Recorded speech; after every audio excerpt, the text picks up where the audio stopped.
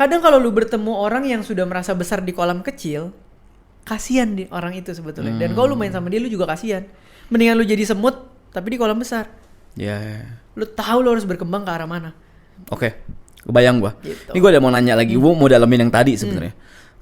Kalau seandainya lingkungan itu seberpengaruh, berarti kita pun harus pilih orang yang ibaratnya menilai kita secara objektif dong. Karena kan kita nggak pernah tahu nih di lingkungan kan ada orang-orang yang mungkin subjektif, iri sama kita. Misalkan kita ngomong, orang tersebut ngomong sesuatu hal yang tidak sebenarnya. Nah itu gimana cara bedanya gitu? Gua pun waktu dari kecil tuh lebih banyak ketidakidealannya, Pak.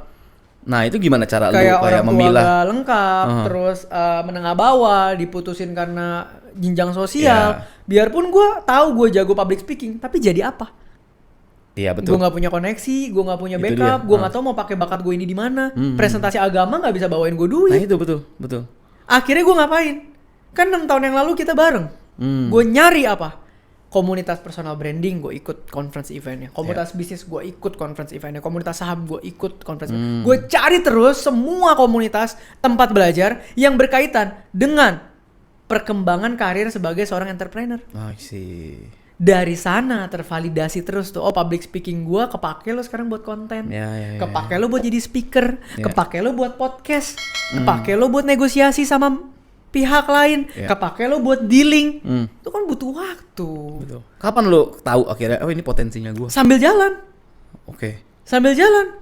Ketika dulu kita baru bangun agency. Ketika kita mulai bite dan gue dealing sama banyak pihak. Ujung-ujungnya kan orang pasti suruh gue yang dealing. Betul. Ya itu kan jadi oke, memang rules gue di sini gitu. Ya ayo. Ya itu kan tapi baru 5 tahun terakhir kan. Kita partnership 8 tahun lah.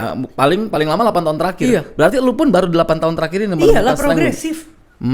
Makin hari gue baru makin tahu strength gue apa. Sebelumnya masih tipis-tipis. Masih abu-abu Masih abu-abu, tapi ketika makin divalidasi, tajam, baru tahu ini bentuknya. So that's why itu pentingnya aware. Dan dulu gue kira gue cuma jago dagang loh. Bukan bisnis. Iya. Karena gue cuma jago lihat peluang, gue jual. Iya. Tapi sekarang setelah kita jalan bisnis satu-satu, gue baru tahu ternyata ini adalah bakat insting dalam berbisnis.